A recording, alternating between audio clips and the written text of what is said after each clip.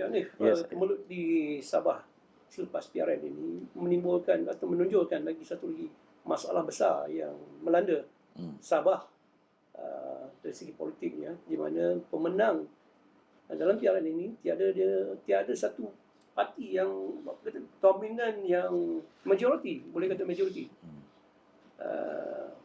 Keadaan limbo ni, macam mana Tuan Hanif melihatnya? Ya.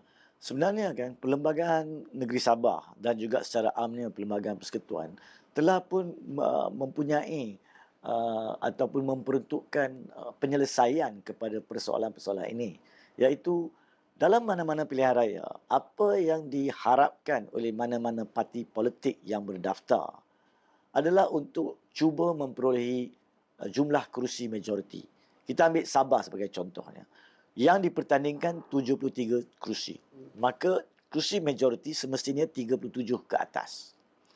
Tapi parti-parti politik rasmi yang berdaftar tidak memperolehi jumlah 37 kerusi secara sekaligus untuk mana-mana parti. Apa yang kita ada adalah parti tertinggi yang mempunyai kerusi yang tertinggi adalah Warisan sebanyak 29 kerusi. Yang kedua tinggi adalah Perikatan Nasional 17 kerusi dan yang ketiga adalah Barisan Nasional 14 kerusi. Sememangnya dikatakan Perikatan Nasional dan Barisan Nasional telah bertanding di bawah satu gagasan yang tidak formal, iaitu GRS, Gagasan Rakyat Sabah. Tapi permasalahan dari segi perlembagaan dan perundangan adalah GRS tidak pernah didaftar sebagai satu gabungan parti politik di bawah undang-undang.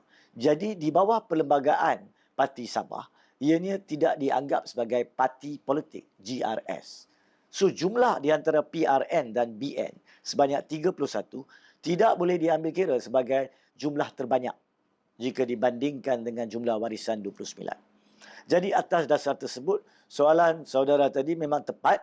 Tidak ada parti yang memperolehi majoriti. Apa yang kita ada adalah parti-parti yang memiliki jumlah minoriti. Tapi perlembagaan tidak menghalang mana-mana parti yang tidak memperolehi majoriti untuk masih menjadi kerajaan. Dengan syarat calon ketua menteri mereka dapat meyakinkan pada Hemah TYT bahawa beliau mempunyai sokongan majoriti di Dewan Undangan Negeri Sabah.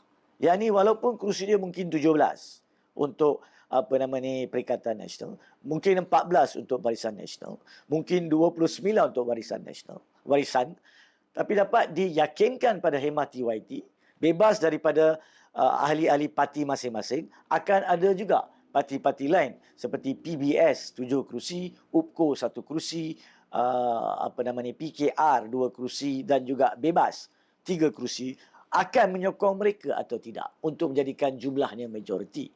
Oleh itulah apa yang kita ada di Sabah besar kemungkinan apabila seorang ketua menteri mengangkat sumpah pada pagi esok ataupun pada masa yang ditentukan oleh Istana TYT kelak adalah satu kerajaan minoriti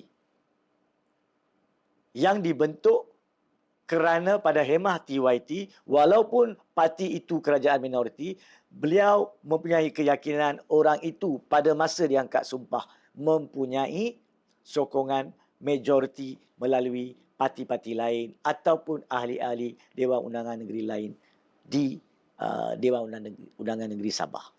Jadi dia boleh membenarkan pembentukan kerajaan minoriti. Permasalahannya antara kerajaan majoriti dan minoriti adalah apabila ada polisi-polisi kerajaan yang diletakkan ataupun diusulkan melalui ketua menteri, ada kemungkinan yang memberi sokongan secara am ini tak setuju dengan mana-mana polisi khusus. Pada masa itu, maka kerajaan minoriti dengan sokongan lain akan dicabar sokongan mereka. Dan pada masa itu persoalan akan muncul. Dan jika pada masa itu ataupun pada bulan-bulan akan datang terdapat perubahan sokongan majoriti, maka di bawah Perlembagaan Negeri Sabah, terutamanya perkara 7 mengatakan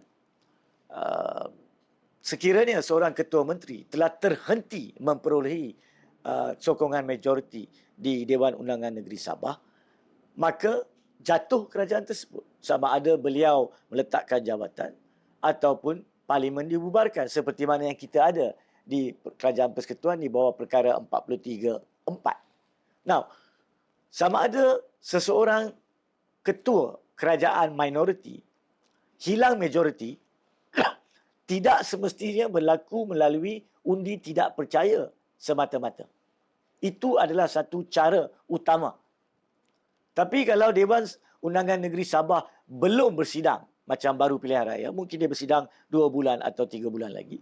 Dalam tempoh ini tiba-tiba ada mana-mana pihak yang mengatakan mereka telah hilang sokongan atau tidak menyokong Ketua Menteri yang mengangkat sumpah esok. Jika ada. Dan ini boleh berlaku tanpa lompat parti. Ya. Ini bukan soal tentang isu lompat parti yang memang satu perkara yang tidak sihat. Dan sepatutnya ada undang-undang untuk membendung mana-mana individu yang menang kerusi di bawah mana-mana parti untuk keluar daripada parti itu. Ini bukan isunya. Isunya adalah mana-mana parti yang secara bersesama memberi sokongan kepada seorang sebagai Ketua Menteri, tiba-tiba mereka, parti itu, tidak langsung lagi beri sokongan atas apa-apa isu polisi, maka itu bukan keluar parti. Itu adalah kejatuhan kerajaan minoriti. Dan pada masa itu akan wujud pula suatu keadaan masalah baru, iaitu ada atau tidak keperluan mana-mana pihak menghadap TYT untuk memaklumkan perkara itu dan mengambil tindakan lanjut untuk pembubaran kerajaan tersebut, kejatuhan kerajaan tersebut dengan pelantikan orang lain yang mungkin jika dia ada sokongan majoriti pula ataupun pembubaran DUN Sabah. Now, inilah perkara yang boleh berlaku dalam mana-mana keadaan di mana parti-parti tidak mempunyai sokongan majoriti. Ini adalah risiko yang akan wujud sama ada di negeri Sabah maupun di negara kita di tahap persekutuan ataupun di mana-mana negara lain yang mengamalkan sistem pilihan raya demokrasi berparlimen. Itu bukannya satu perkara yang patut menggusarkan rakyat. Itu adalah perkara yang dibenarkan di bawah perlembagaan. Tapi apa yang menjadi kegusaran rakyat adalah sekiranya mana-mana orang individu dalam mana-mana parti disebabkan perkara jahat, iaitu duit semata-mata atau jawatan semata-mata, keluar daripada partinya dan memberi sokongan individu bagi tujuan memberikan sokongan majoriti kepada mana-mana calon Ketua Menteri, itu akan menjadi suatu perkara yang tidak sihat dan tidak baik. So, itu dua perkara yang berbeza.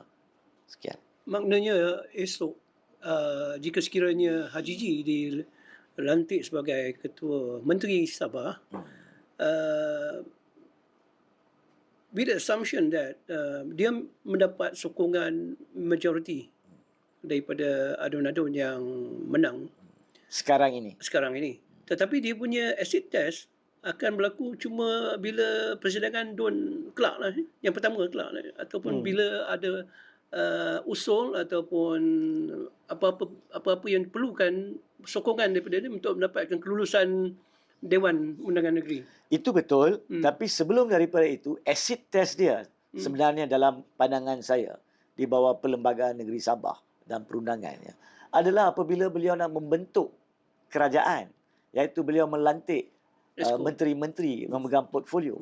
Sekiranya pada masa itu mana-mana parti yang memberi sokongan kepada beliau, sama ada Barisan Nasional maupun PBS, tidak puas hati dengan pelantikan kabinet atau Exco Sabah ini, maka pada masa itu mereka akan mungkin memberi suatu membuat keputusan untuk menarik balik sokongan.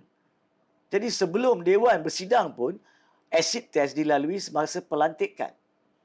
Jadi bagi saya, apa yang penting adalah adakah pencalonan Haji G oleh unofficial GRS ni telah pun menyelesaikan portfolio Kerajaan Negeri Sabah. Jika ada, mungkin exit test tidak akan dilalui sekarang, akan dilalui pada Dewan Undangan Negeri Sabah.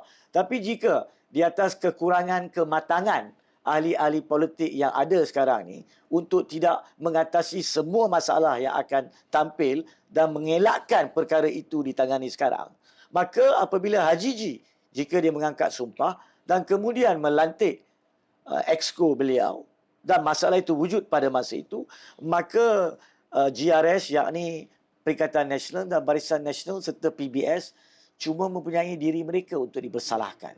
Jangan persalahkan perlembagaan negeri Sabah, jangan persalahkan rakyat biasa, jangan persalahkan mana-mana pihak.